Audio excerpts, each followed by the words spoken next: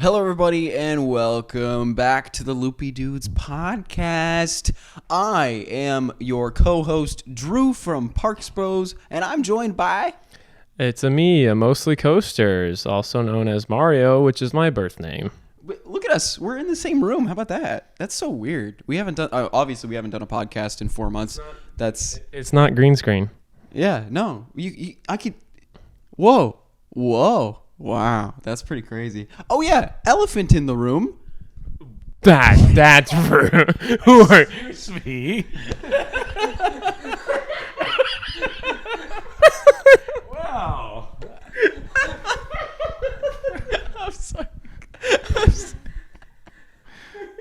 I'll have you know I verify on every coaster I get on. I'm sorry, Cliff. I didn't mean it like that. I just meant it was obvious that you're sitting next to me. By the way, I really do apologize. I didn't mean it like that at all. I know. Something you're probably wondering, besides Mario and I obviously being sat next to each other, is the fact that on my right-hand side is Cliff from Analog Thrills. Hello. I don't know what I'm doing here.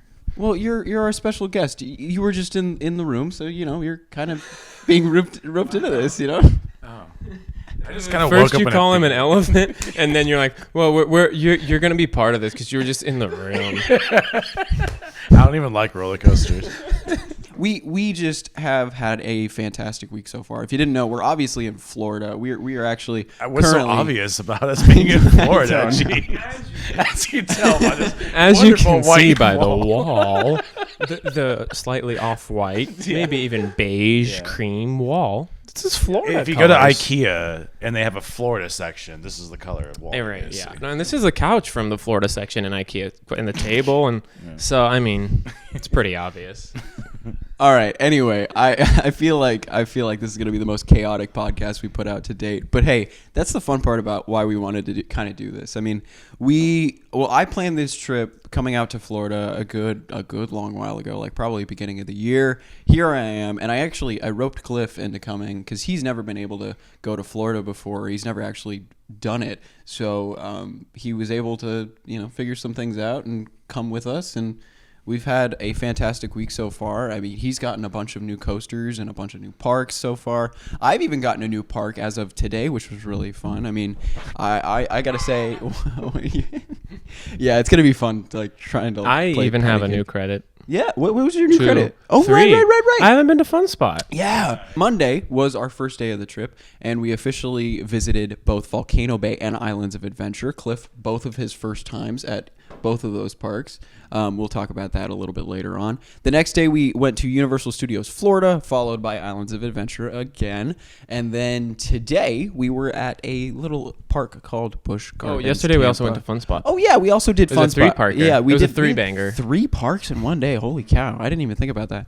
But yeah, we went to Fun Spot Orlando, which is actually really fun. For I an really hour and a enjoyed that. half and did like 10, 12, 13 Somewhere separate in there. rides on like yeah. 7 attractions. Cliff and I had 7, maybe 8 rides on White Lightning, something like that. Total about 7 rides on White Lightning, and most of them were in the front row. But and then we did 2 rides on Freedom Flyer, the suspended coaster, which was surprisingly fun. Yeah, and mostly the restraints on that were what kind of made it. They were really ridiculous. fun. Think of like a Schwarzkopf lap bar, because the other night I was saying Freedom Flyer. Oh, these are like the only like bar shaped lap bars, but it's like basically a Schwarzkopf lap bar, but on an invert, which is crazy. Yeah, I think of like kind of like some of the boosters I've been on, which are the fair attractions where you're on those. You've seen those before, where the rotating arm. It looks like a big windmill with the structure and it spins you. Yeah.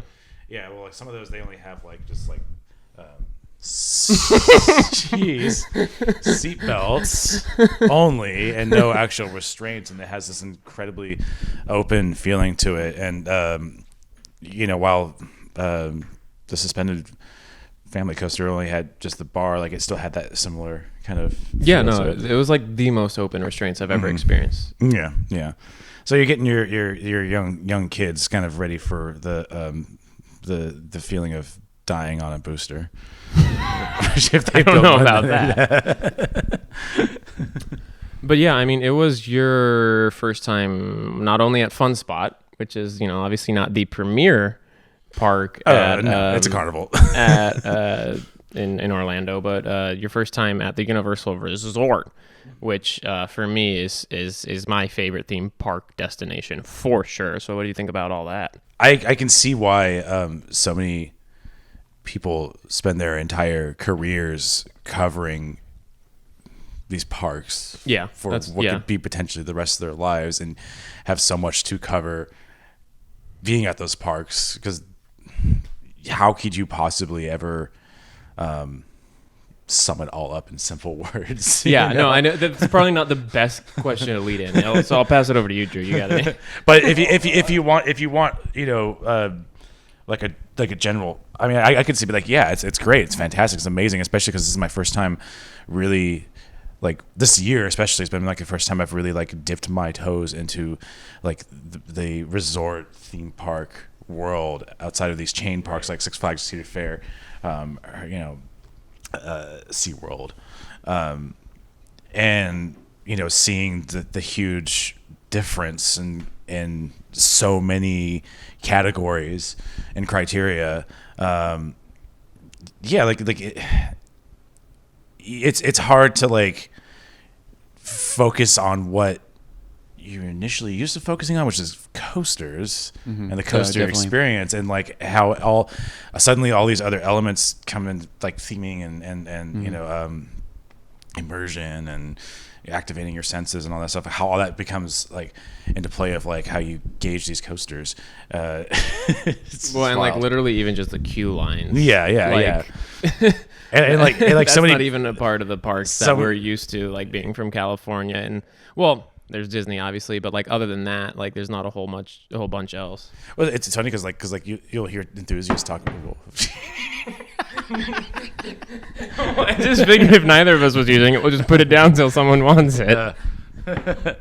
Some enthusiasts might like talk about like VelociCoaster as like, oh, it's like my number 12 or whatever, and it's like, yeah, maybe if you were to like potentially discount all the other aspects of the ride, like onboard audio makes a massive difference. A huge difference, especially like on something like Hulk, which you got to experience as well. I mean, let me know about, I'm very curious to see, like, with all of that onboard audio on Hulk, did that change your thoughts on the ride, maybe your experience on it too? Oh, absolutely. And the only thing I can compare it to is if you've all been on X2, probably with and without audio. Mm-hmm. Yeah, definitely. And like like just how much of a difference it makes. Granted, X2 stands fantastic. Like it stands on its own just fine. But like with that audio on the chain lift, especially, you get like this, this heart pounding sensation that something amazing is about to happen. Where if you're just going up the lift hill without the noise, it's like, this is a nice view. And I feel like it's really hard to like turn your brain off to what's going to what's going on around you. Like you have to really be jaded, I guess. Really be. The way I'd kind of put it is it takes it from like a coaster to an experience, right? Yeah. Which might sound kind of corny, but like that's kind of how I'd put it. Mm-hmm. Yeah. Oh, you were very polite that time. Yeah. Why did you take it? Well, so considering the fact that like your themed experiences are relatively new compared to something like a Six Flags or like a Cedar Fair park, I'm very curious to see like what, outside of there being, many dark rides, simulators, whatnot, like what was the biggest surprise and differences between something like Islands of Adventure and Six Flags Magic Mountain? Well, operations is a huge one. Okay. Yeah. Just that attention to trying to allow guests to experience everything in a timely and efficient manner. I mean, even just on top of that speed, like it contributes to it, but just having the infrastructure, like I've said that word a million times a day, but yeah, especially at the park we were at. Yeah. Just literally just staffing. like having like 40 to 50 people cruise in some cases just to ensure that you're getting those like 40-second dispatches every single time, like, is insane. Yeah, especially like as a Californian. I mean, I know a lot of rides that I go to certain parks and whatnot, and like, you know, they're running with 3 or 4 people running a massive roller coaster, you know, and not that there's anything wrong with that, but you can tell like some of these people are gonna have a harder time, you know, trying to get out a lot of these trains quicker because they have so many restraints to check or whatnot too. Where like, you know, rides like VelociCoaster, you've got like 4 separate people checking the restraints, right? All at the same time. I mean, you have people dedicated just to loose articles, essentially, with lockers, like, and then metal detectors. You pretty much have like, you know, 3 or 4 people on the loading side of the ride, literally just dedicated to loose articles, like, versus like that is a ride operator's like one of like 15 other things they're doing right. at like a Six Flags or a Cedar Fair park. So it just eliminates all like potential slowdowns at the platform. And the thing is, it's like all of these things you're saying like come into factor of just like trying to get people in and out of this thing, and I feel like that's probably has to be a focus for something like Universal, because Universal is a park of, and Disney too. Granted, I don't have a lot of Disney experience besides the Minecraft server we've been in, but Universal is a park of IPs, and those IPs are all enveloping outside of the attraction too. It's also in the gift shop. It's also outside of the park. It's on a billboard. It's in the theaters. You know, but within the park, you know, the idea is like, you know, once you get engaged with this experience and want to have this flawless experience with it, like the moment they can get your butts out of the seat and into somewhere else in the park to now spend that money on that IP even further and have that IP stick with you throughout, like it's almost like an obligation. They have to do that. They kind of know. Yeah. They kind of know that like that's where their profit's going to come so from. I mean, you know? So like to sort of build off Drew's question, which is like, what's the biggest sort of like difference between this park and other parks that you may have experienced, like as far as just, you know, I mean the first thing you brought up is operations, but would you say like sort of like the second thing is like somewhat of like the commercialism? Ooh, that light just turned off. Spooky. Yeah. Honestly, yeah, go ahead. Let me the gaffer figure this out. Yeah, we'll let our trusty gaffer figure out the lighting situation. But you were go ahead and you can continue if you'd like, Mario, with your well, question. no, I mean, like, I think like I noticed like Cliff was like definitely mentioning like a lot like the commercialism of the parks, and I think that definitely is something like. Literally every amusement park sells merchandise, obviously. And almost every amusement park has some sort of IP, although, you know, most of their rides don't revolve around it. I think you know? Literally every amusement park, right? Like not every chain. No, not like a Hershey park. Yeah, that's true. So I mean, it's not like necessarily like commercialism isn't a part of almost every park, but it's definitely like Cliff was saying, like next level, where it's like integrating it into the theme of the attraction, and then like you said, making you feel like almost obligated to care about it outside of just the attraction. Yeah. And then just like sort of getting you in like somewhat of a loop. Well, if you think about like the Universal parks specifically in Florida, you know, 90% of the attractions are based off of something that's already like existing in other mediums. So like even Jimmy Fallon Race Through New York, that is based off of a TV show, you know, obviously. I think that's one that of was probably the worst example I could have done, but you know. Well, I thought you were going to say that's probably the worst ride ever. Oh, I haven't been on it, so I can't really say much yet. So. Oh, right. Yeah. Well, maybe Friday. Maybe we're Friday, still gonna go back so to Universal Friday. We've actually still got a couple more days. We've got a SeaWorld day. We've got another day at Universal, so we'll get to that eventually. But I am curious, since we're talking about parks and whatnot and what we've been doing this week. We went to Volcano Bay, which is a water park. I'm not a big water park guy. Mario, I don't know if are you. I'm a fan of water parks. I go every now and then just to switch it up. It's a nice change of pace from dry parks. Cliff, on the other hand, though, when was the last time you went to a water park, and what did you think of Volcano Bay? Last time I went to a park water. A park with water as the main feature. As you smell water park, baby. Last time I went to a water park was 20 years ago, and it was Hurricane Harbor at Six Flags Magic Mountain.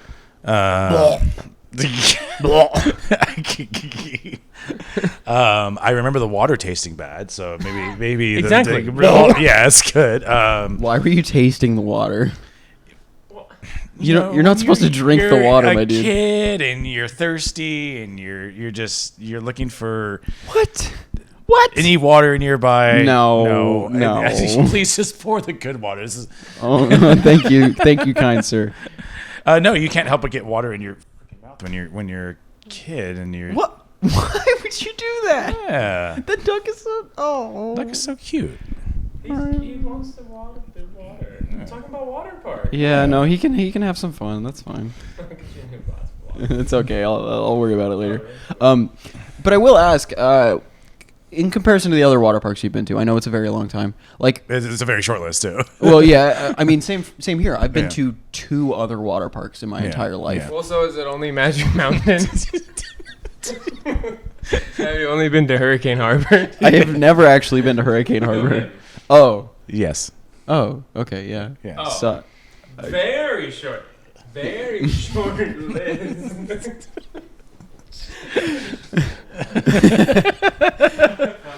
and okay, I just want to say this real quick before we continue. Yeah. This is how we normally are. Yeah. So I'm not joking to you though. This is like how we normally act, even without even like a little bit of fancy drinks or whatnot. Fancy drinks. I'm just drinking sparkling water. Oh, is it really just sparkling water? Oh, that's nice. Oh, it's not. Oh. I had no idea. I'm the one drinking just water. So, but continuing on, talking about water, right? In comparison to a Hurricane Harbor, what was the biggest difference you saw between Volcano Bay and a park like a water park like that? Oh, the differences are miles apart, man. Like it's just. Do you think like theming the like what would that be to you? Well, Volcano Bay is a giant 180, I think, foot volcano. Well, the volcano itself is Yeah. like 189 or 198 or something like that. And See it from almost everywhere. Yes, everywhere. we can see And- it pretty much anywhere. And there's slides built within it, Which trap are door amazing. slides, and there's a ton of theming, which is a lot more elaborate than anything I had ever seen at Hurricane Harbor. I mean, Hurricane Harbor is just like, it's a water park. There's cabanas. It's loosely tropical. Mm-hmm. That's fair. Whereas Volcano Bay has interactive actors and projection mapping with characters that you can speak to, and there's names, and there's even a tapu that you wear on your wrist, and man, like the. So you're saying realistically, in comparison to a regular water park, Volcano Bay is kind of like a full-on, It's like experience resort type of deal. Yes, Like yeah. I don't know how honestly to describe it. I'm not gonna lie. Like it is like a full-on resort to me. Yeah. That's what I was gonna say. It's almost impossible to describe. Like, this isn't even just self-promotion. Like, watch like me or Drew's vlogs from there, or Drew already has one out, but so like, and maybe I will by the time this comes out. But you kind of have to see it to you kind of have to see it to understand it. Like, Yeah. it is. I would say it's not even comparable to any other water park. Literally.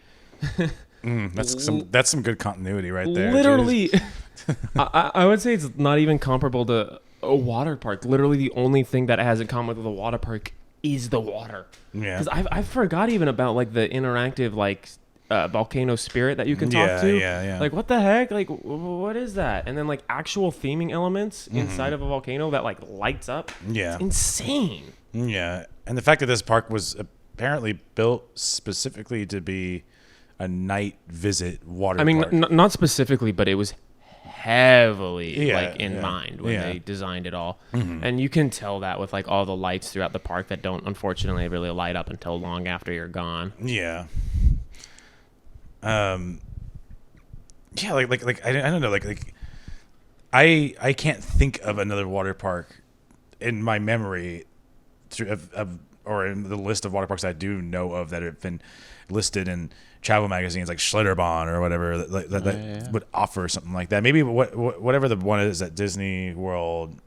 Which one? There's two actually. Okay, well I don't. Yeah, Blizzard Beach and Typhoon Bay. Yeah, Yeah. maybe those offer something like that, but I mean, they're definitely very heavily themed. I can't speak from like a experience at all because I haven't been to any Disney property in Florida yet, sadly. But I know for sure Volcano Bay is easily one of my favorite parks of all time. I'm not saying water parks, but parks of all time. There's just only moments in like Volcano Bay where it does remind you, we're like, yeah, this is at the end of the day is just a water park. Like there's like the, I don't mean that's like an insult or like to play it down. It's always very exciting, of course, but like there's just the little stand, like little tube slides that are like off to the side that don't really have much theming. I mean when you have to go up the stairs, and I think that's the thing is like Universal Studios and Islands of Adventure don't have any queues that are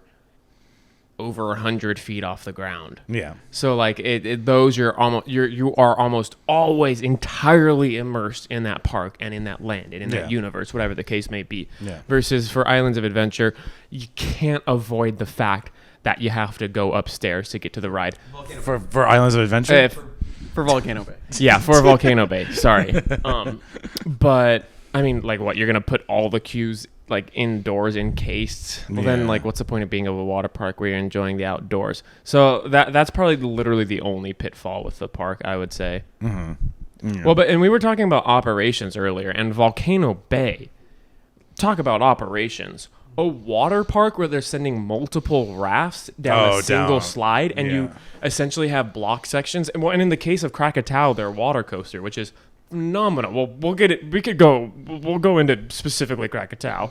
Yeah. But there are literal block sections on Krakatoa, and so you are just pumping people through like everything was a ride now, and like meaning it's a walk on essentially, and like it was insane. Yeah, I will say this visit we got very lucky in terms of crowds. I mean, literally, it was absolutely deserted. Like.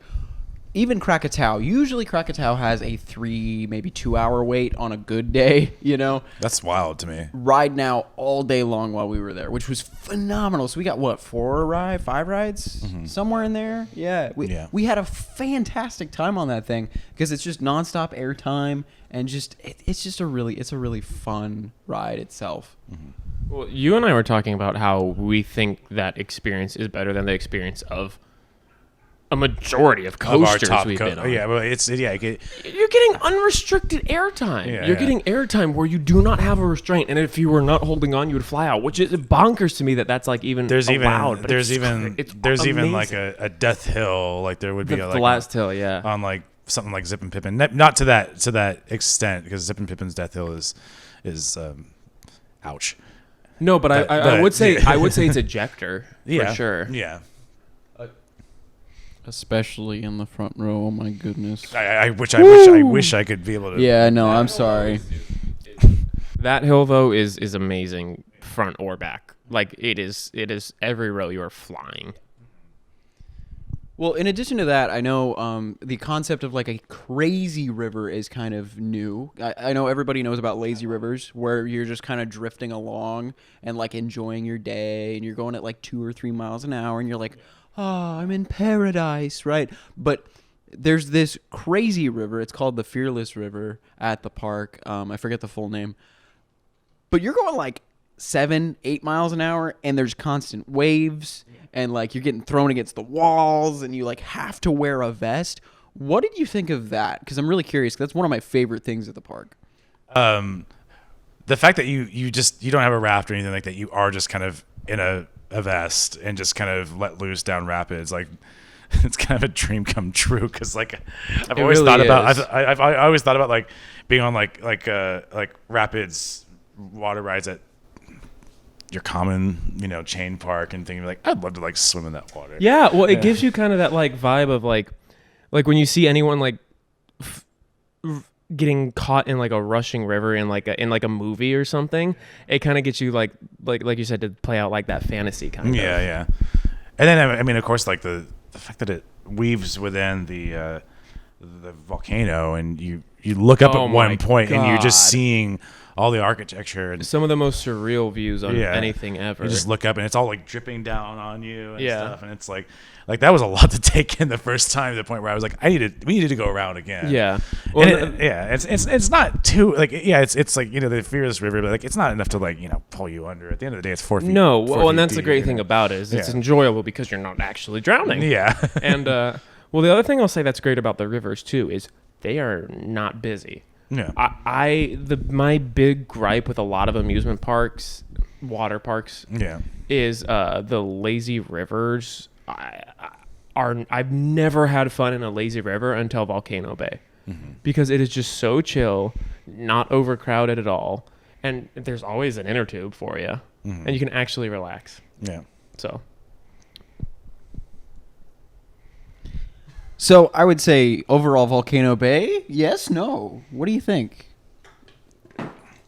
I don't know if that's an answer, my dude. I'm gonna be honest. That's a yes. That's a yes. Would you? So, oh, okay. 2 toes up and 2 toes up, 5 toes up. I will ask you then, Cliff.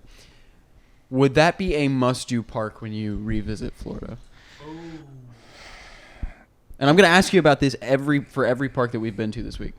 It's a must-do for the first time, without a doubt.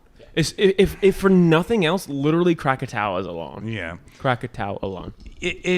I mean, because it's hard for me to gauge out the budget of visiting all 3 parks realistically. That's fair, yeah. But I will say, because I was, I mean, the Volcano Bay though is one of the cheaper ones. I think it's $79. Yeah.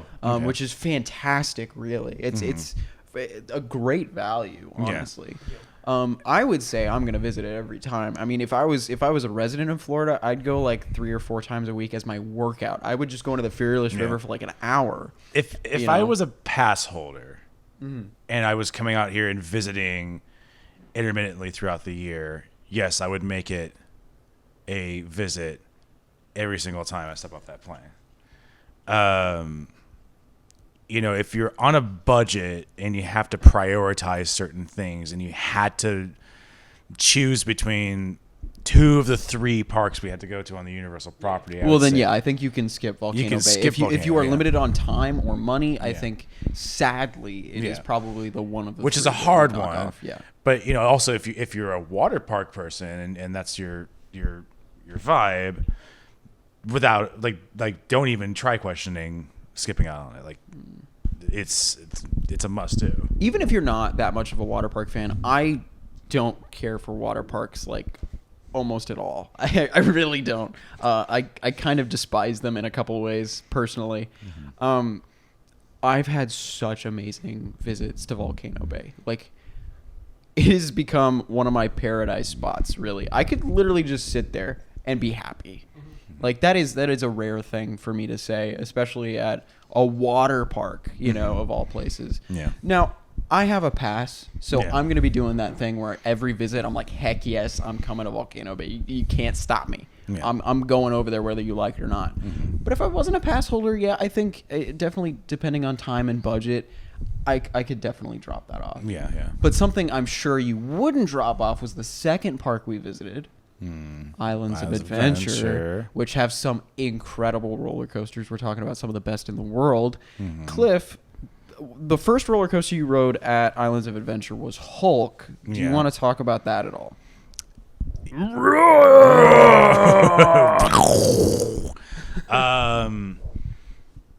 I went into this trip not really having super high expectations for Hulk. That was like me at Volcano Bay and the Fearless River. I thought it was fitting theming. We can take it. Yeah. You're gonna get some on the table. Oh, no. Sometimes that does happen too. You're gonna get it on iron. You're gonna get it on iron gauzy is what's gonna happen. Jeez. These aren't the wooden ones. I don't want to keep it closed much longer than it already is. So let's kind of keep it. Okay, fine. Yeah, put him over like Kraken. He's above water. So I didn't come into this trip expecting much from Hulk. Because B&M has not always been my favorite manufacturer. Their rides are fantastic, but it's never been my favorite. Nothing's like stand out. Yeah. Maybe. Hulk is a standout. Hulk Yeah. does not ride like other B&Ms that I've been on. Nice email, by the way. Thank you. Jeez. Thank you. I get it once a week. And it has that like old school B&M charm to it too. Which It has the old school B&M charm while also being kick-ass. Yeah. And that a lot of that has to do with like the fact that it is heavily themed and all the interaction, and also just like it. The only way I can describe it, it's like take a big B&M looper and make it run like a Batman clone. Yeah, no. When you said that, that made perfect sense to me. I never thought to describe it like that, but that is a beautiful way of describing it. And then also you're adding a launch in front of it. Yeah. With a light tunnel. Yeah. and it's an inclined launch of all things. So yeah. Yeah, I mean, we talked about onboard audio a little bit. He only just acted out the music. Oh, Drew said, "Don't forget the onboard audio." Here's the mic. Well, okay, so there are a lot of B&Ms in Florida. We're going to talk about a lot of them a little later on, especially after visiting Busch Gardens Tampa today. But moving on to another manufacturer. Did you hear that we went to Busch Gardens Tampa today, by the way? Moving on, though, to another manufacturer in the park. I'm curious of what you thought of the Sally Dark Ride Spider-Man. Caught you off guard on that one, didn't you? Do you actually want me to talk about that one? Yeah, totally. I'm curious of what you thought of it. I mean, it's genuinely one of like the top 4 at the very least rides in the park. I can agree with that. It has easily become my personal favorite in the park. I don't think it's the best ride in the park, but like I love that thing. Well, since I am and we are going again this week, I want to ride it again. Okay, cool. I want to kind of let it sink in a little bit more. I think if we get a front row, it'll be a little better for like the viewing. I'm not gonna lie, but and there wasn't really particularly anything wrong with the viewing. No, like, not at all. On my ride, like it's the only other thing I can really compare it to is something like Transformers. Yeah, of course. Which is he okay over there? You okay over there? Uh-oh. Well, you could potentially even connect it back to like Justice League Battle for Metropolis. That is also a Sally Dark ride. True. And like it's a good point actually, because I never really think about Justice League that often. But like Justice League is fine, but it's kind of messy. I mean, I really enjoy it. I'm not gonna lie. For what it is, it is what it is. Like it's not terrible. In my opinion, it's not great. But Spider-Man, like of course you're gonna get that like Universal Studios effort, and like you're gonna have a lot more like practical sets that are integrated with the screens, and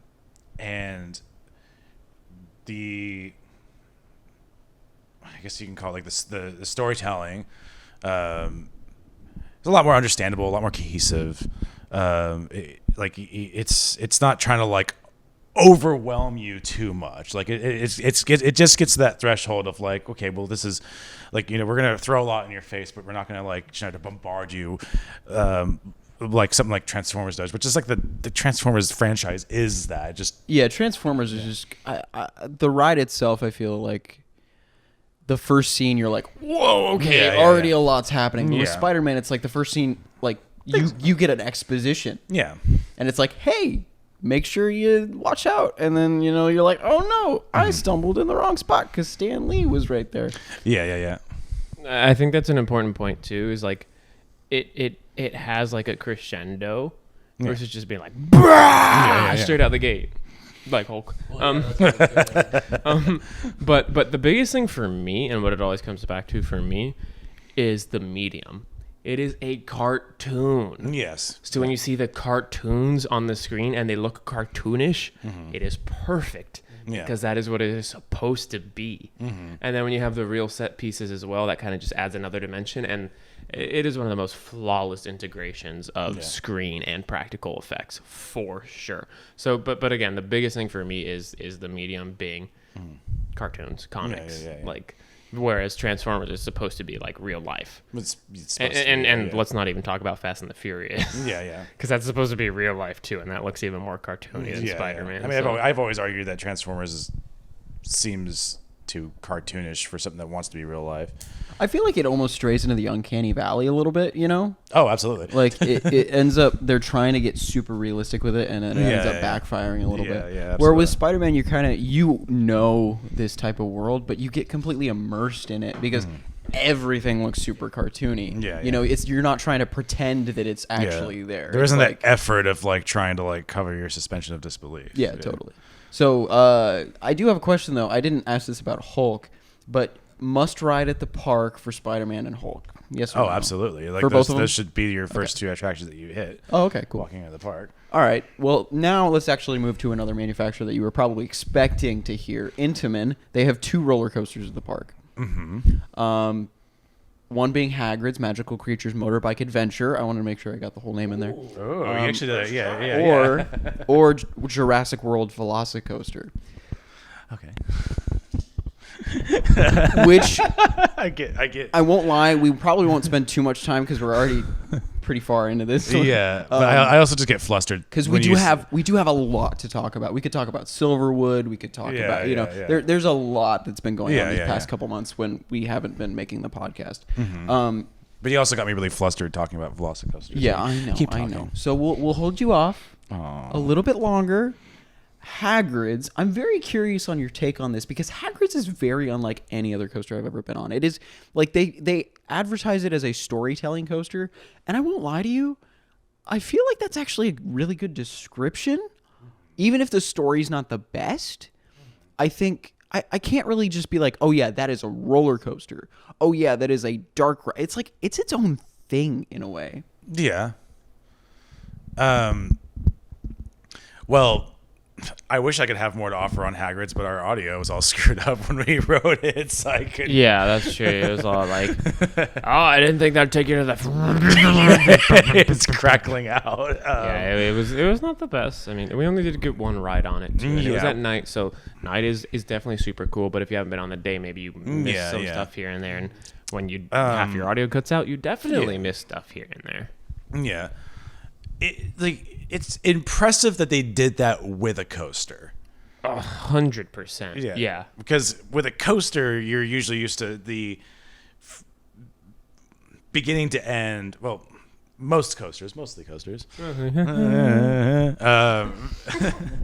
most coasters, you're used to the beginning to the end being, thrills, high speed, back to back to back to back to back to back. Whereas Hagrid's, it's it's kind of like the other. It's variable. It's kind of like the other Intamin, Harry Potter, and the other park. Green Gods. Is it Intamin? It's Intamin. It is Intamin. Or is it dynamic attraction? I thought it was Intamin. Either way, it's a dynamic attraction. Comment below if I'm wrong. Keep talking. And if I'm wrong, he's gonna fact check. subscribe to me.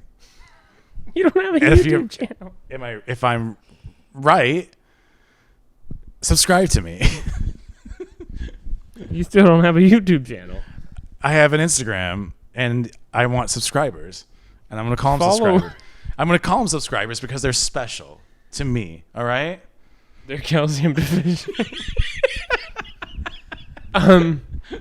What was the question? What was it, Drew? He found it. It's Intamin and dynamic attraction. Who's gonna subscribe to me? All right, so RCDB is not exactly 100% correct 100% of the time. It officially states Gringotts is...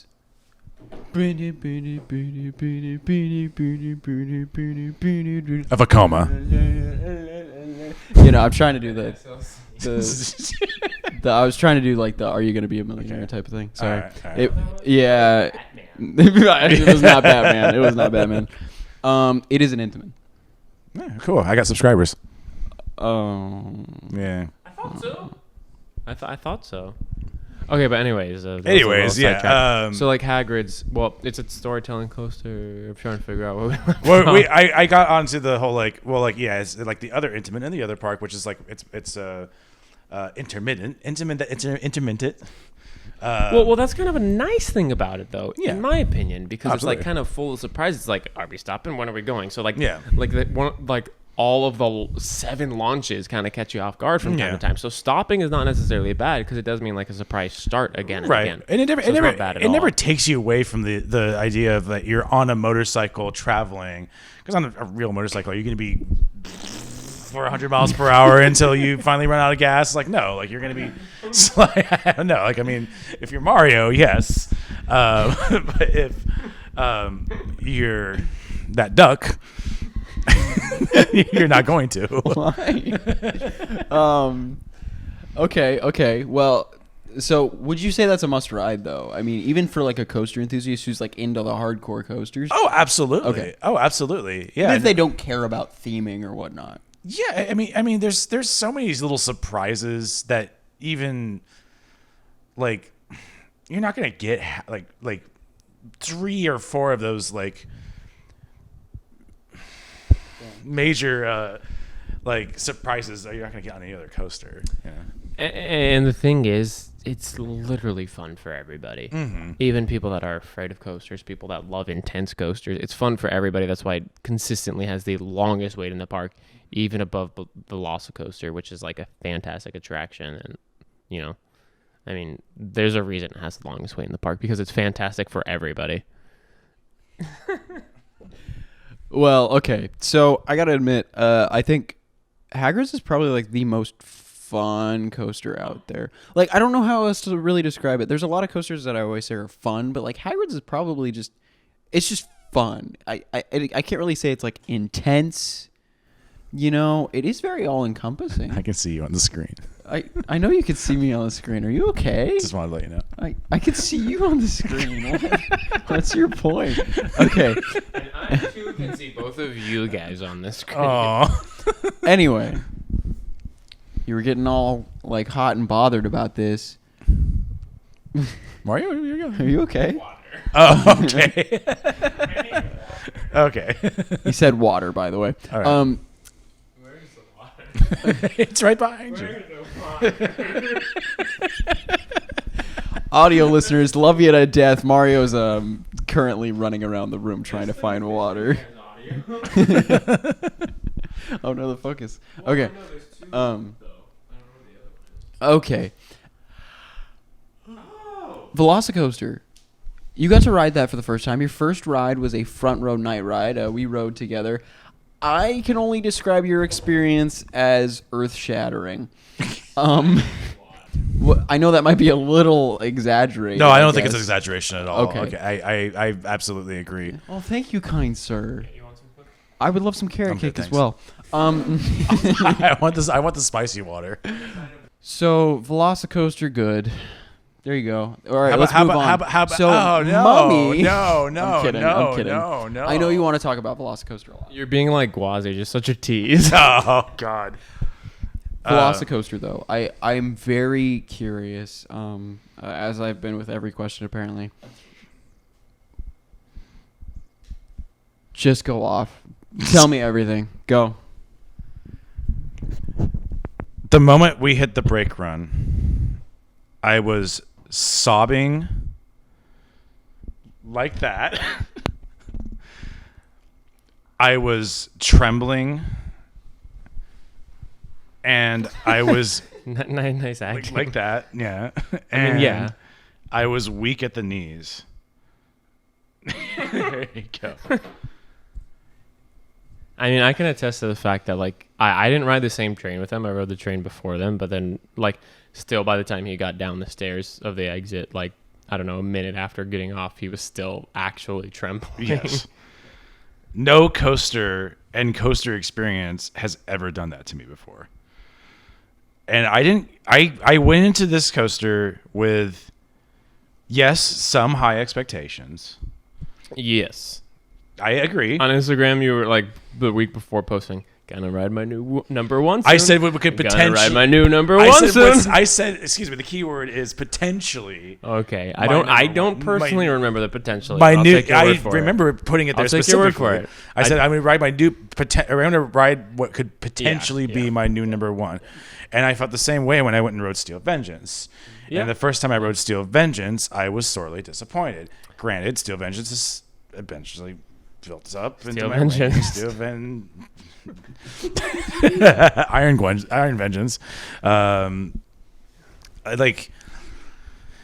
And just everything VelociCoaster did, like down to the minutia, just completely. I don't know what that means. Oh, I got you. Keep going. completely like. No, keep going. Did I use the word right? I'm pretty sure I did. We're listening and reading it. Yeah, Okay, good. I can't read. No, I'm illiterate. Small, precise, or precise, or yes. Okay, yeah. Oh, that actually makes perfect sense given the prefix. Sure. Here. You just mic drop on him. Yeah, like everything about it, completely shattered every expectation, and the thing is so intense. The role that everyone likes to talk about. It's very good. Very good. Yeah, it's fine. Whatever. Anyways, yeah. Let's move on. The intensity on that role is the only time I've ever experiencing anything that intense was on Green Lantern First Flight on the hairpin drops, where the intensity on those drops were so Was too much. hardcore. It was painful and too much. Well, here's the thing that I'll challenge you on. I do not think the ride itself is intense. I think, I mean, as far as like intense coasters goes, like I think Hulk is more intense. I think VelociCoaster has intense elements, but like when you're not in those specific intense elements, it's just fun. Because I've seen people that like aren't the biggest fan. Like I worked it. Like people that aren't the biggest fan of roller coasters coming up to it, going on it, and coming off loving it, even though they're like afraid of roller coasters, and get scared on like and aren't fans of Hulk because Hulk is too intense for them. But then they'll go on VelociCoaster and love it. So I don't think it's super intense. I mean, I agree with what you say about like there's intense elements and not the entire thing is intense. Right. It's not like because the Mosasaurus roll is the craziest inversion I've been on. It's my favorite inversion. Yeah. And if you were to have consistent intensity from launch to brake run like that, yes, like you would it'd probably be unenjoyable. Right. You know, I mean, that's one of the complaints about I-305. I haven't been on the I-305, but you know, but when the elements are intense and when they do hit, like it's mind blowing to me. No, I completely agree. It's a phenomenal. And it's ride. not just the roll. Like it's like even the airtime off of the top hat. Yeah, or those first two inversions even. Yeah, the first two first one in inversions. the back, second one in the front. Yeah, it's the whip, the quick whippy whip, change in directions in the compound. Like there's moments where I was graying out. Like you know, the launches aren't the most intense. No, they kind of just serve us as like to get you. Yeah, to get you. Well, it's more than just to get you up to speed because I feel like mock launches are to get you up to speed. But like at least with like the first launch on VelociCoaster, like you know, you get towards the end of the launch and then you feel it. And the first launch has some jolt, and then the second launch is just you feel the speed on it. Yeah. But yeah. I mean, and I kind of agree with your point. You know. Well, I'm gonna say one of my own opinions, and this like have you elaborate on it. Like definitely one of my favorite things about VelociCoaster is how it builds up throughout the ride. How the first half is less crazy, I guess you could say, than the second half. I wouldn't even say not as good as. I like it a lot. Like elaborate on that. Like with the first half being sort of like on the tamer side, and then just going buck wild in the second half because most coasters don't do that. Yeah. Just naturally momentum dies out the further you go along. Yeah. But VelociCoaster says no to that. Yeah. Well, it fits with the theme, too. You're a raptor, or you're with the raptors, and they're encaged in their paddock where they don't have like room to freely express their potential. I'm assuming as much. And then when you finally get to the launch, that's when they're set free, and then that's when they go buck wild. I mean, that's definitely one way to interpret it. I never thought about it like that. Yeah, I totally never thought about it like that at all either. But that's actually a very interesting thought on that. Yeah, well, it's a storytelling element. At least that's how it's like an intellectual way to think about it. I feel like. That is very intellectual. Yeah. I was gonna say it's literally this ride is a perfect plot chart. Mm-hmm. If you think about it. Well, I've used this term like loosely when talking about coasters in the past. Some people kind of like scratch their head and like, what do you mean by that? And it's like, well, some coasters have like a narration to it, right? Even coasters that aren't like themed like heavily like Universal Parks. Like I've always considered Tatsu to have like a narration to it where it starts out very graceful and the sequencing of elements in the beginning are very just like, okay, we're flying over a hill, and then suddenly it ramps it up, and some people wouldn't even call it narration. Sequencing is probably a better word for it. Yeah, probably sequencing. Yeah. But if you want to, like, I like to think of it as narration because I come from stupid movie world, and like I don't know, it sticks with me. Yeah. But that's kind of what VelociCoaster feels like it really has on probably more so than most coasters. It has that kind of like like the sequencing that sort of builds like an actual like almost like palatable narration that you can kind of pick up on. Yeah, that fits into the theming of these raptors in the paddock and all that stuff. Yeah. Okay. Now, before I reenact your ride on VelociCoaster from my perspective, which I definitely want to do. No, that was after the ride. What I did. Oh yeah. I want to show On Ride because On Ride was brilliant. It was like a movie. Do you think VelociCoaster is worth a trip to Orlando alone? Because I know it's a must ride. Oh, yeah. I know you're gonna say that because it's literally like your freaking baby now. Yeah. In other words, does it fist? Well, most of the coasters, everybody. It definitely fists. I would almost say that it almost transcends fisting.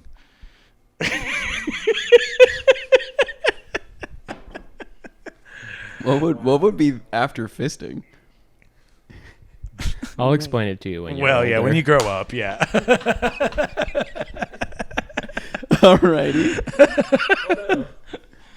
Obviously, with Islands of Adventure, there's a lot more than VelociCoaster that you would obviously do. But if like, you came out here. Is that your like turning point on a decision? Yeah, like if hypothetically,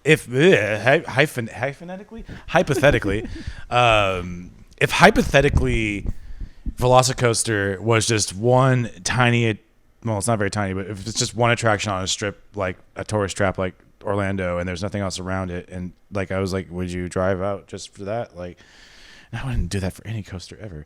Okay, so we know how you feel about Cole Martin, I guess. Yeah.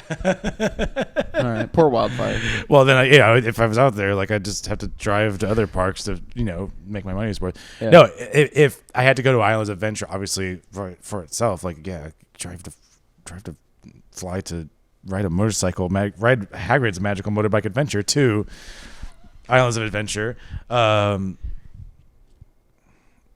What am I even getting to here? Oh my God! Is it yes or no? Is it something? I was going for 2 minutes and then Clip just doesn't. Oh, hello! Ooh, ouchie! I gave an earthquake to all these coasters. Oh no! Good thing most of them are Californians, so they're earthquake resistant. Yeah. As it stands in the park right now, with the entire package of it being IOA, yes. That's what I wanted to say. What was the question that elicited that response? As it stands right now, the park of Iowa is a motorbike adventure, then yes. I asked him whether it was worth it or not to fly to Orlando. Yeah. We were trying to figure out an answer for that. In his defense, that is an odd question because it's like, would you fly out just for one ride on VelociCoaster? That's what I was trying to get to. Yeah. So I guess it's like a question of like, would it really be the thing to push you over to go? I elaborated while you were gone a little bit. Which the answer making it unnecessarily long at this point. Yeah, the answer is yes, absolutely. Okay, yes. So that's good to know. I know you really love VelociCoaster because I saw your first reaction. I won't lie to you. Your first reaction was one of my favorite experiences probably ever at any park. Oh, good. Is that going to be my brand from here on out? People are going to start chasing me down to see my experiences on brand new world-class coasters. I'll be honest with you. I've ridden a lot of rides with you for the first time. You know, like even today, especially at Busch Gardens. Yeah. You never had that same reaction again. Not even close. Well, again, like no coaster has ever made me brought those emotions out of me before. No, because I think this trip has been the first time I've ridden anything with it being your first ride on it. And I can also attest to that. Is it? I mean, maybe like Hang Time or something, but I don't think so, man. Like we've normally just gone to Knott's and Magic where we went to the NorCal parks together too at one point, and Railblazers you'd already been on though. Yeah. So all that being said, I at Busch Gardens today, your reactions were not too dissimilar from rides that you've been on like hundreds of times, like the rides at Magic Mountain. Yeah. But, like it was a little like there was obviously a little bit of like surprise and like intrigue there because you'd never been on before. Yeah. But it certainly wasn't anything close to like the just utter giddy you were in after VelociCoaster. It was just like, oh, that was really cool. Like that was nice. Like that might be the best at the park, but it wasn't like. Well, my top coasters do that to me, and they're up there for a reason. And sometimes they're even coasters that wouldn't even be in someone's top 10 even, like Fire in the Hole. Oh, sorry. Go on. Yeah.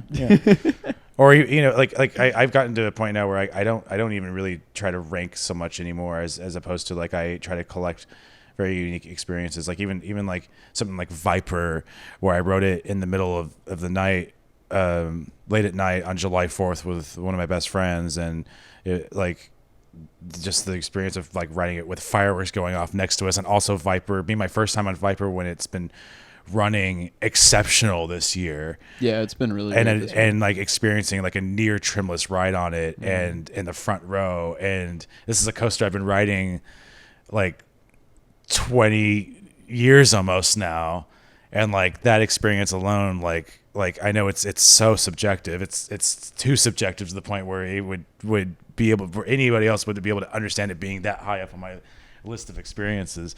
But like my favorite coasters do that to me, Yeah, totally. And it's just what sets them apart from everything else, So with that all said, I really want to try and recreate Cliff's first reaction of VelociCoaster if I can. I don't know where to start it, because there's really one spot that really stood out to me, but there was a lot that was really just great to experience. And I'm not gonna lie, I'm usually looking straight ahead. That ride, I was kind of turning back and forth, even while being in the front and having it be a night ride. It was one of the best rides I've ever had on it. But hi, yes.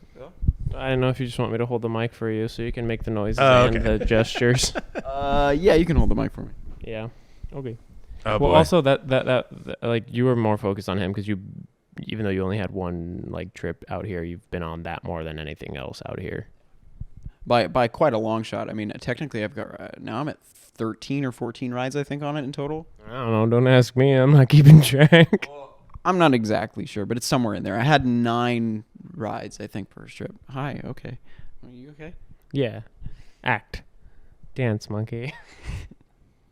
All right. Well, I'll for sure at least reenact him going through the Mosasaurus roll for the first time. Ladies and gentlemen, Lord, Drew presents Cliff going through the also, Mosasaurus roll. Mind you, it's 11:41 right now, and there are neighbors that are probably trying to sleep. Oh yeah, so we're not gonna yell.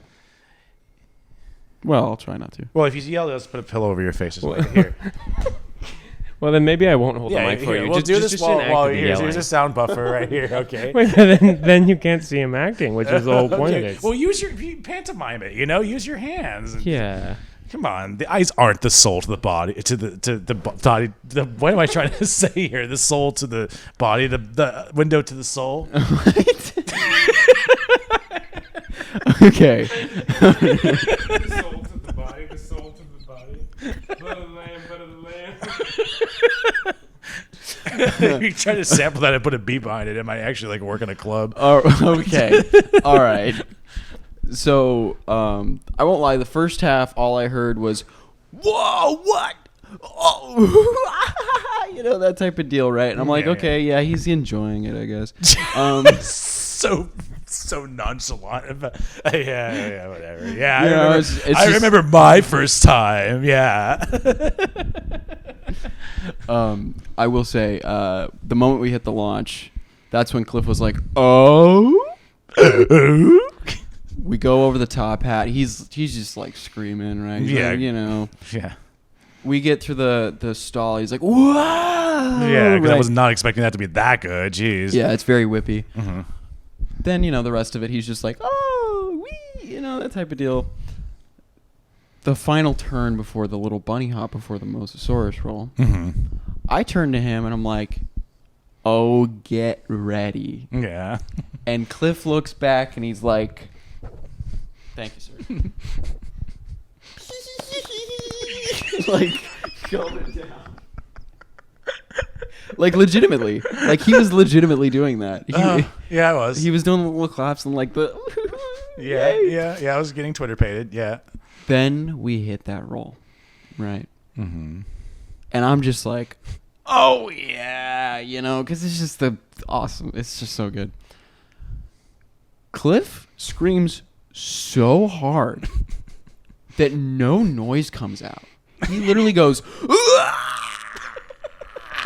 and then it comes back, and it's like the loudest scream I've ever heard out of him, which I'm not going to do because it is a little later at night. Yeah. And then we hit the airtime hill right after, and he's still screaming. Yeah. We get to the brake run, and he's sitting there on the brake run, Yeah. the entire brake run, even into the station. Oh my God. Was it really like that? That's funny. I was covering my I wish I mouth could have been because on the I was train. just I was like crying and laughing at the same time.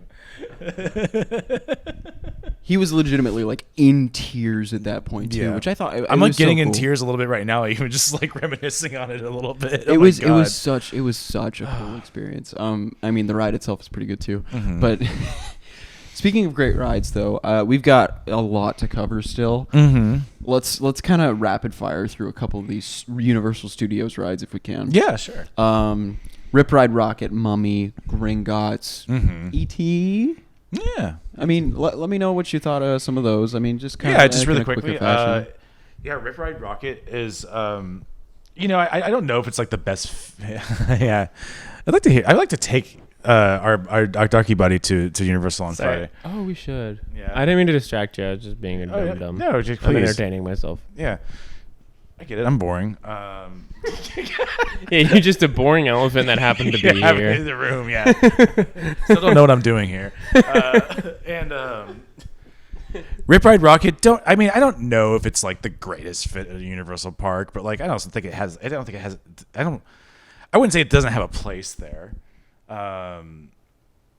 It's in like because it's there. Like can't help it. Like have to size it up somehow. And like honestly, it's a good ride. It's a really good ride. I have a lot of fun with it. And So fun, but not amazing theming. yeah, Very good, but Yeah. it's not the best. I mean, back row is a little bit of a bother, even though I enjoyed the back row more. But It's chunky. it's chunky It's and like, weird. okay, Yeah, okay. and it is got some intense moments. It's more fun than you would expect, I think. Yeah, is, yeah. is my main takeaway. Mm-hmm. Yeah. Mummy is fantastic. Wow. Yeah, Mummy is real good, and that's another one where it's like, wow, they really integrated the theming and the thrill flawlessly on that It's one. stupid how good it is for like a 50-foot tall indoor coaster. I know, right? Stupid. And I mean, this year, I went to Universal Studios Hollywood for the first time in 20 years as well, and like the one in Hollywood is such a sad imitation. I'm sorry, Universal, if you're watching this and you're trying to like do some like PR control here. It's fun, but it's not. Yeah. It's not mind blowing. Yeah.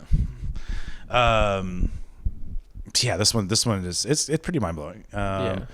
Okay, so you mentioned Gringotts, which, yeah, that's a really solid one, and like just like that.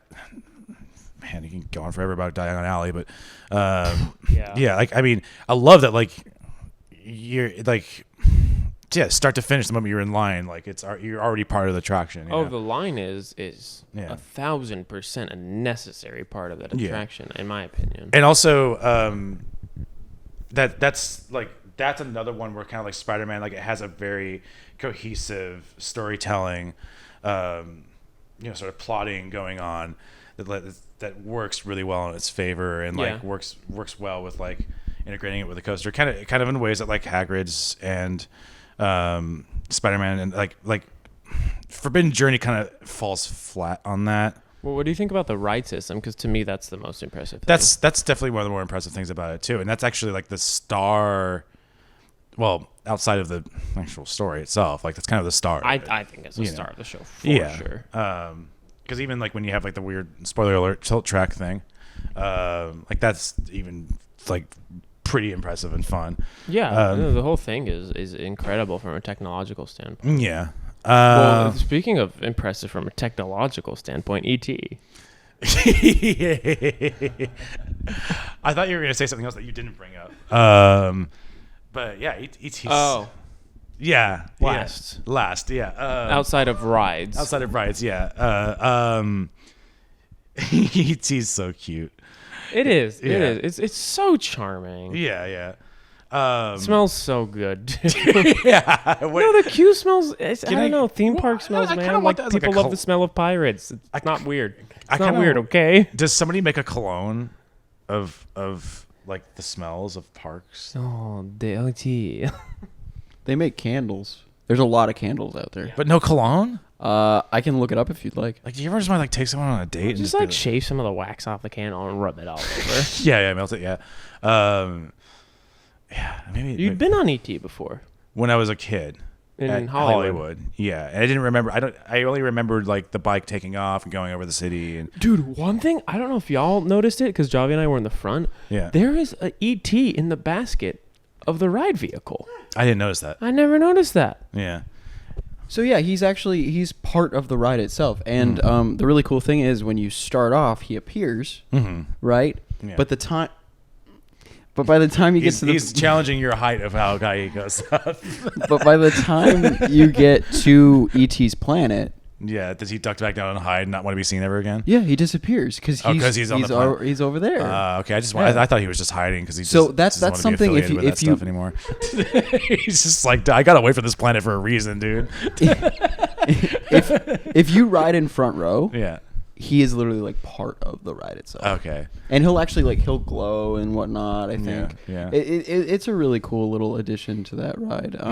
By the way, I looked up theme park Cologne and all that came up was Phantasialand because that's near Cologne, Germany. Good one. All right. So yeah, I don't know if I'm going to be able to find anything on that at the moment. But technologically advanced, we should talk about this. The Bourne Stuntacular. I've seen it before. Such a stupid name. Oh my god. It's not a great name, I'm going to be honest. I know, but like anything involving this show in words is stupid. Exactly. But I was able to convince these two to go see it, really. Yes. To not walk out during the pre-show. I will admit there is a couple things that aren't exactly great about it. Yeah, then you got to watch it and you're just like, what?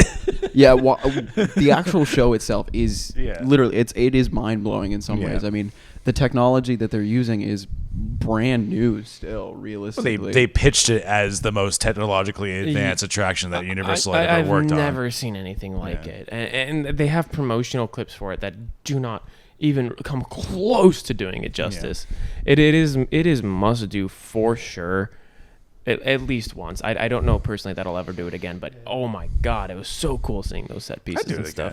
I'd do it again a few times. Yeah, maybe. Yeah. I definitely would be in your shoes and recommend it to any newcomer. Well, yeah, because everyone always whoever I've talked to who hasn't been and seen it, they're like, "What are you talking about? No, it's not going to be good." I'm like, "No, legitimately, it is one of the coolest shows at any park I've ever been to." Which I think is like a testament to just like kind of the things we were complaining about, how like the pre-show was like, yeah, okay. Well, it's so good that it overcomes any type of complaint that you could have about it, and then like the dialogue or whatever. But I mean, would you say that's a must do to get back to like those types of question? That question? Yeah, absolutely. Yeah. Oh yeah, we should talk about that. E.T. must do, yes? No? In the middle, for you. For me personally, yes, but I can understand saying no. If you had to do the C tiers, I think if you're in a family, I think that is a must do. yes. If you are a thrill seeker, I don't know if you're gonna really enjoy that.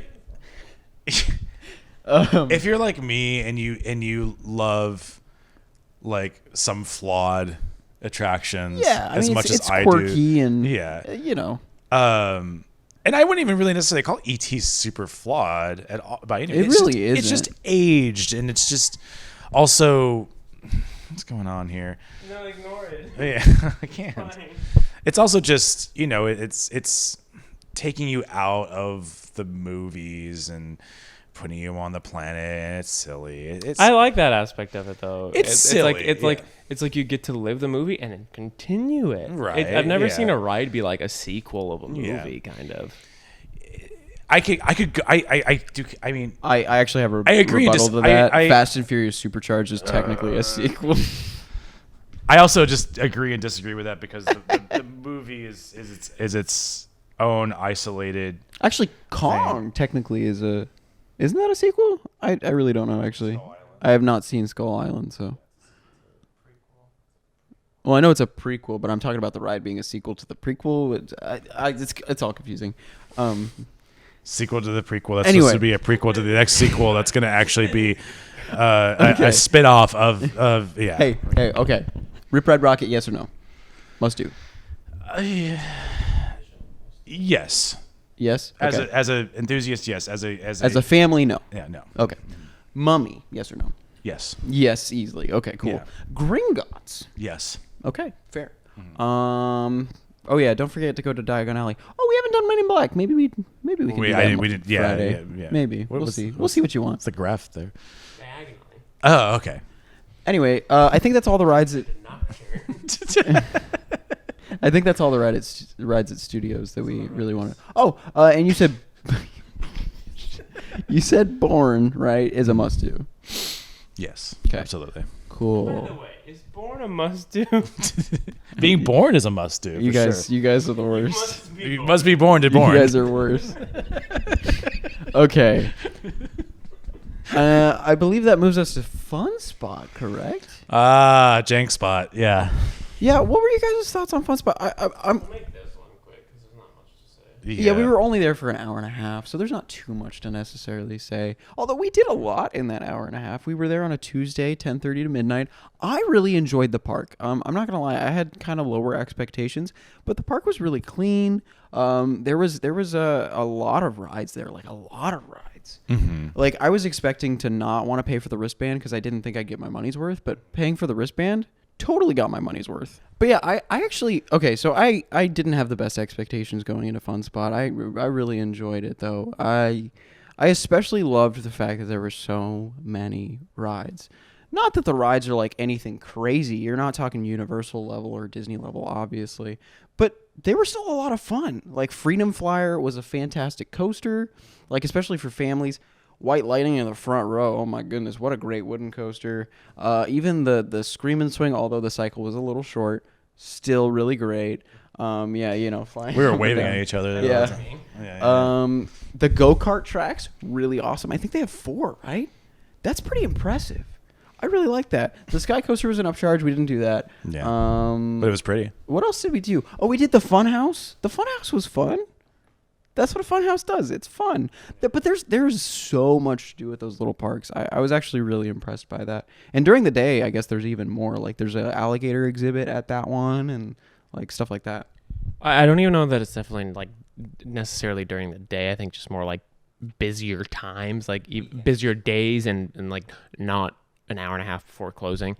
And I will say this, like the park is definitely nicer than I expected, like you said, for sure, like clean, friendly staff, like just presented well, more or less. And but I would not recommend going during the day just because there's no shade.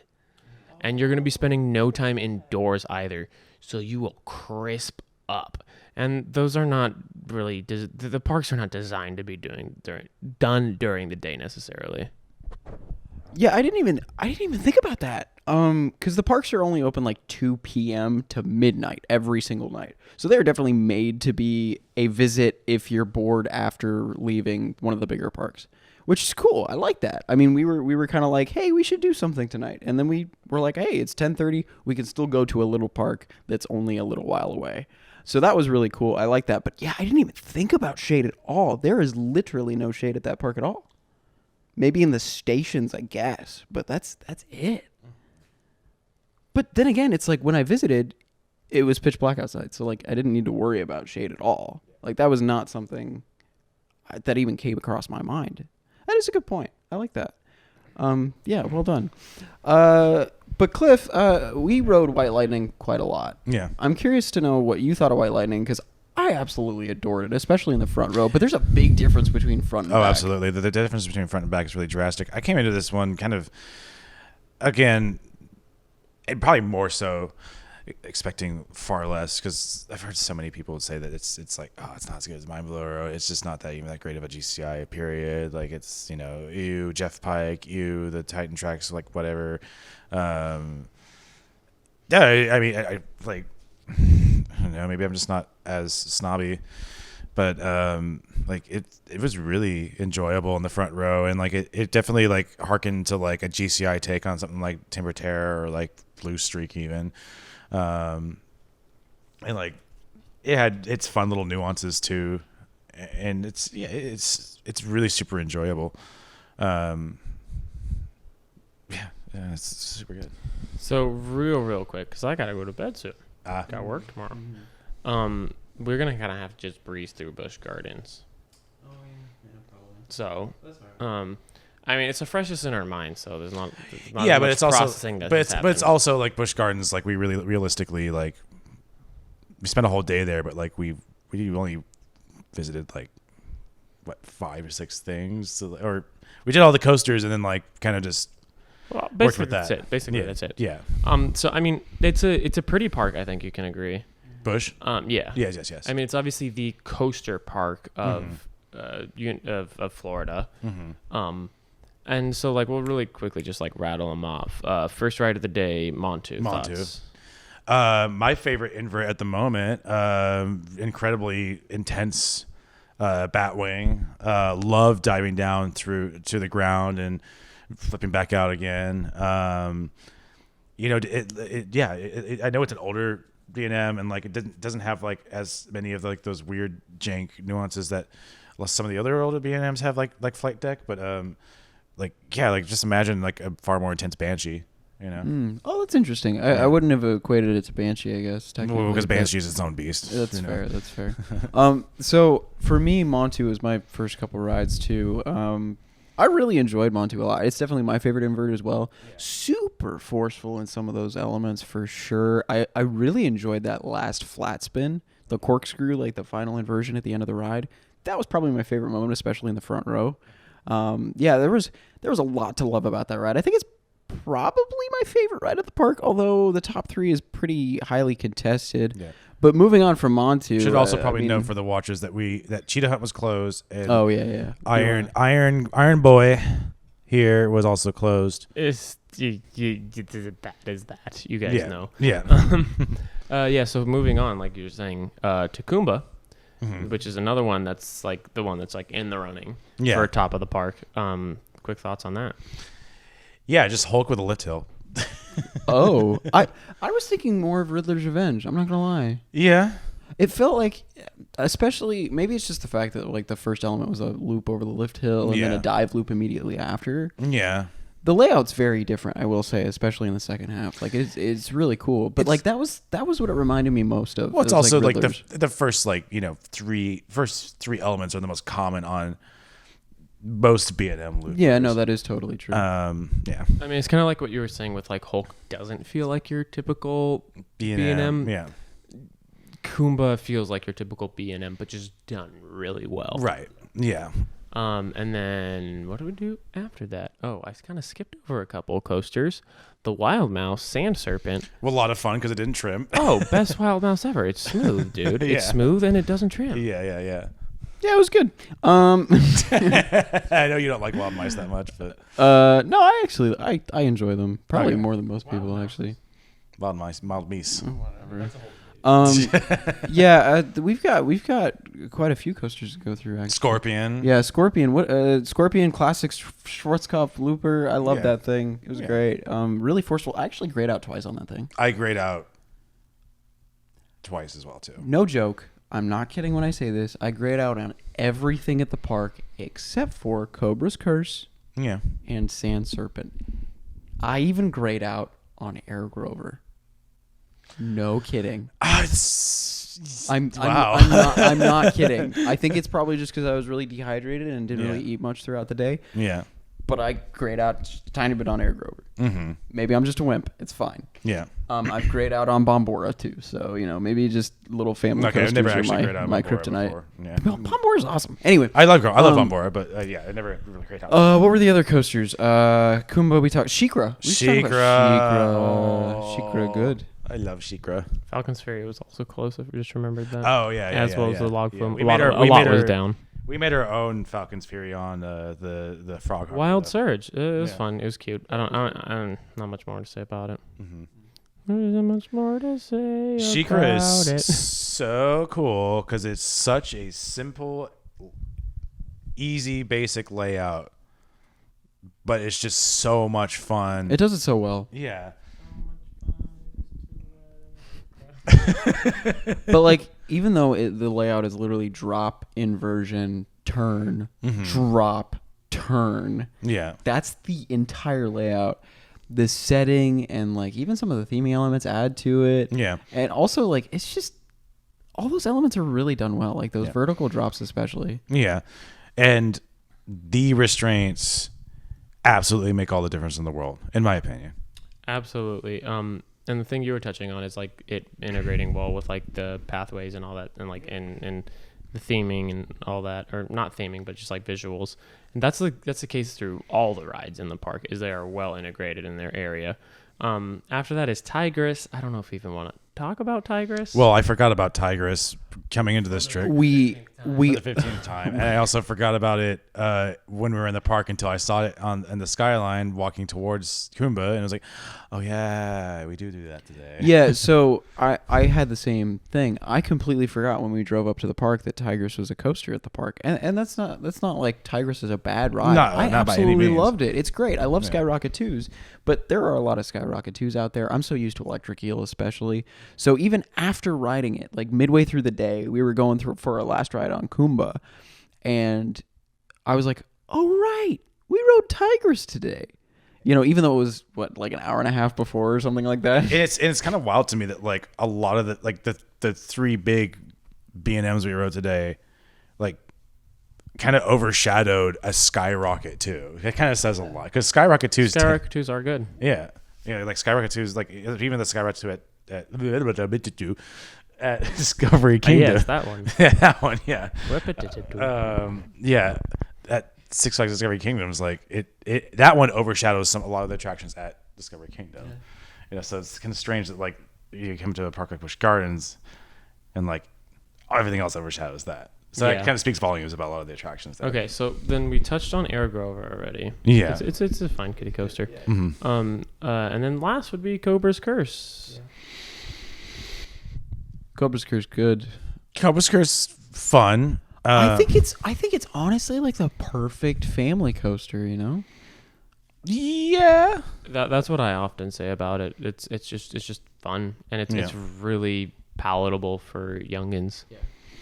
And it's also thrilling enough, you know, that you could be Yeah. excited even if you're, you know, seasoned coaster enthusiast. I like know we this. are. I know this sounds nitpicky, but like, Oh boy, here we go. I have to wonder just how much the rattle is gonna like bother kids riding it, because it was so significant to the point where I was like, I don't know. I've literally never been bothered by any type of shakiness or rattle on that.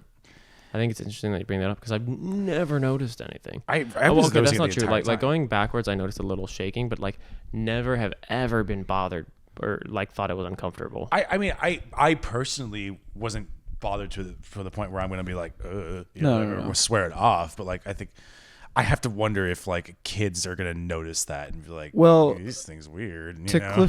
Cliff's credit, riding in front row, there was definitely like a shaking in half of the layout, Yeah. which was kind of crazy to me. Although, looking back at it, I have to look back at it and be like, oh right, yeah. It didn't make a difference for me. I also think some viewers probably watching this right now and being like, Cliff, what are you talking about? These kids are not going to give a crap about the rattle whatsoever. Like they're going to be more, all their mind's going to be everywhere else besides that, you know? I think that's true as well. But the other thing is like, you know, maybe you got like we're on a funky wheel or something too. Cause I've sat front row and the same experience as row 2 is what I was in today. But I think there's plenty of like 10-foot or lower kiddie coasters that I've been on that are much more like shaky and abrasive than Snow Train Town, Cobra's Myler. Curse. But I'm pretty sure we touched on everything we've done thus far in the trip. I'd just like to keep talking about Cobra's Curse for a little while longer. I really liked it. I really, really did. I don't think it's like the star attraction of the park. I apologize for keep talking about it, but I really enjoyed it. I know you need to sleep. We need to sleep too. But yeah, Cobra's Curse, I think it's not as thrilling as something like Manta at SeaWorld San Diego, which I usually say is like the best family ride out there. But I will admit, I think Cobra's Curse is probably better because it's not as extreme. But the spinning in there just adds enough thrill where you're like, oh, that's a lot of fun, even if you're a fan of something like Montu right next door, which is ridiculously intense. So I think that's a really cool thing about that ride. Now, it's obviously not my favorite in the park. I don't even think it's like maybe top 5. I really don't know. 10. Yeah, well, top 10, good one. But like at the same time, I could probably ride that all day long and be satisfied too. I will also say it's very nice to have a themed ride in the park. Like, I will even say, I'd go as far as to say, like, fully themed, because, like, queue and on-ride as well. But yeah, that pretty much wraps it up for the parks that we have done this far. So that only leaves SeaWorld Orlando, which it'll be his first time tomorrow. Actually, I'm going to hit 150 credits tomorrow. Oh, boy. That's going to be kind of fun. I get to do, like, Journey to Atlantis for the first time, but Cliff gets to do everything for the first time. I'm very excited for that. And then after that, we're going back to, well, not everything. Yeah, Manta is sadly closed. That's a heartbreaking fact of the matter. But Yeah. we will be back at Universal on Friday before we both fly out, which is going to be a lot of fun still. You know, we get a couple re-rides. Oh, and we would potentially be riding Mind Blower at Fun Spot. Oh yeah, we might. Yeah. We could totally do Fun Spot tomorrow. I think. Well, we'll you know, Yeah. Kraken's a beast. We'll see how I'm feeling to get that. Okay. We'll find out. I don't know. It's all up in the air. Did you just trap him in there? Why would you do that? Oh my. He can't breathe. Oh my gosh! What the heck, man? Oh my gosh! You're gonna stop people from being able to get like the ball in the cup so they can win a prize. But anyway, with See all everyone throwing balls at the screen right now, trying to get in the cup. Oh my gosh! Go to bed. Alrighty. Then. So, with all of that said, it's been quite the eventful podcast. I hope you guys have enjoyed. And let me know. Do you guys want more guests? Because Cliff is not obviously a mainstay on this podcast at all. Technically, it's supposed to be just Mario and I. Oh no, I'm just saying. He's not technically Call a me co-host. an elephant already once. Oh my! I did not mean it. I still I'm gonna apologize. fall asleep and I'm gonna dream about being an elephant and you laughing at me. As long as it's not like my dream last night, I think we're okay. Anyway, Well, I'm sure it lasted over 45 minutes. So.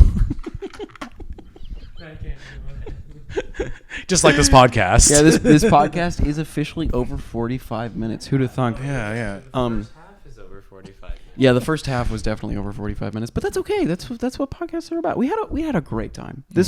I think this was definitely the favorite podcast to date. Was this your favorite podcast to date? Was this your favorite Loopy Doods podcast that you've been on? That I've been on? Yeah. Good. Yeah, I'm glad.